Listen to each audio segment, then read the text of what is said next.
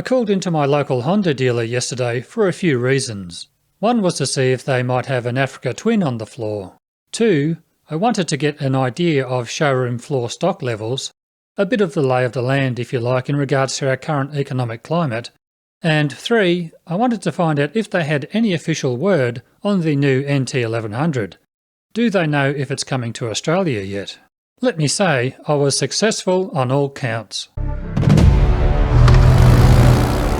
Firstly, stock levels.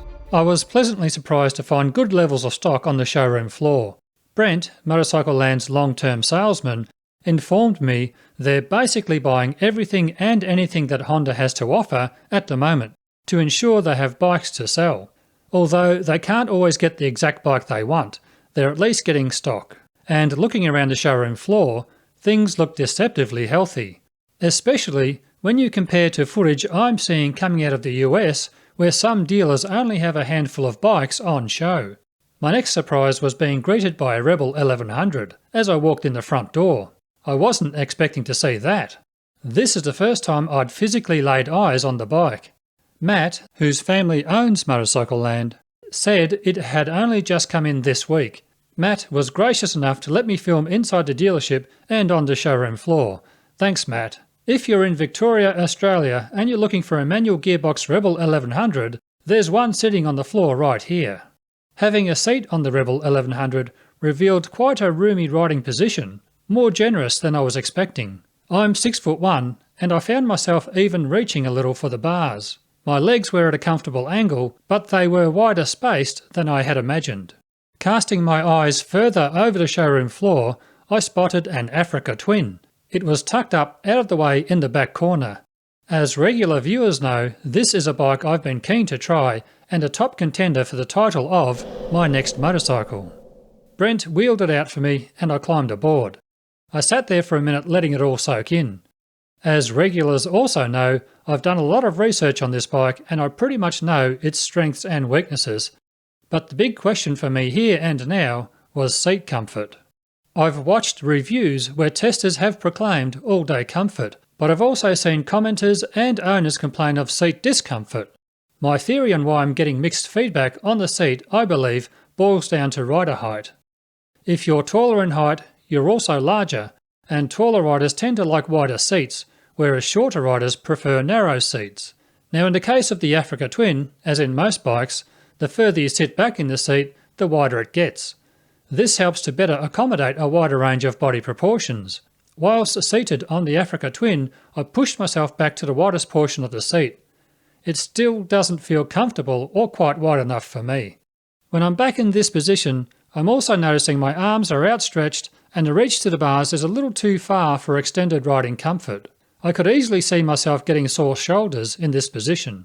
Now moving myself forward in the seat to a more natural, comfortable and more commanding riding position places me on the narrower portion of the seat, which is definitely not comfortable.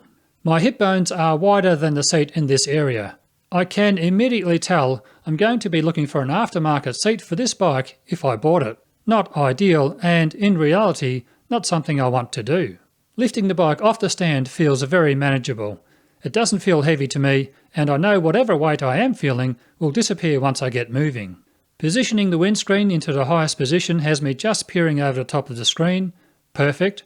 From past experience, this should give me buffet-free wind protection, although I am aware I will need to install one of those gaiters for the forkwell to reduce the wind buffeting this area creates. My legs felt very neutral and comfortable, and I liked the feel the cockpit gave me. I could see myself enjoying riding this bike.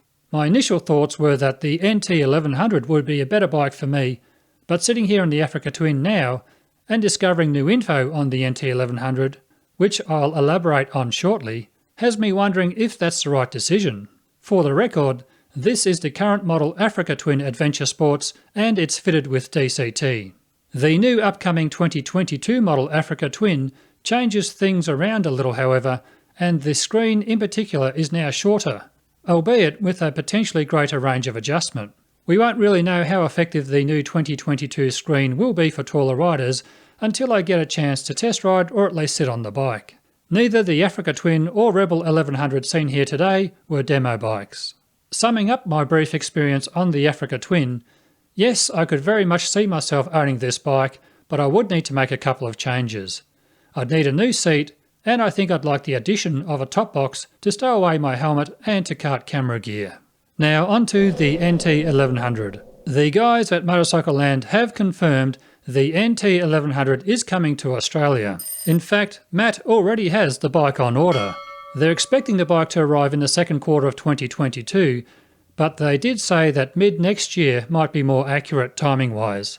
So expect to see stocks around June-July 2022 for Australia. If it comes earlier, that'll be a bonus. I also asked if the panniers will be standard fitment as in some other countries. All the literature they're seeing is showing the bike photographed without panniers. It's looking like they might be an optional extra here. I'll keep you updated as I learn more on that front. Initially I would have preferred panniers, but the more I think about it, I now believe the top box would be the way to go, especially as I've seen you can fit 2 full-face helmets in the NT1100 top box.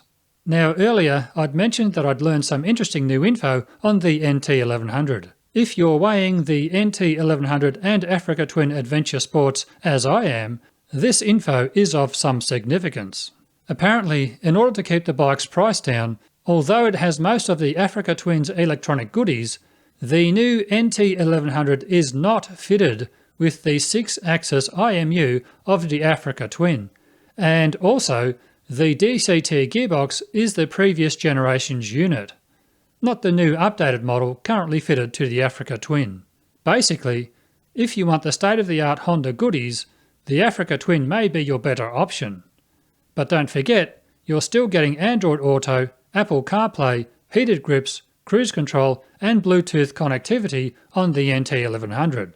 So you're getting most of the Africa Twin good stuff, but not all. All in all, that was a very successful visit to my local Honda dealer, Motorcycle Land in Ballarat, Victoria, Australia. It was awesome to be able to physically swing a leg over the adventure sports, pleasing to see good stock levels on the floor, and brilliant to learn the new NT1100 is definitely coming to Australia. Thanks for your company again today, guys. Ride safe, and hopefully you can join me again in the next one. Bye for now.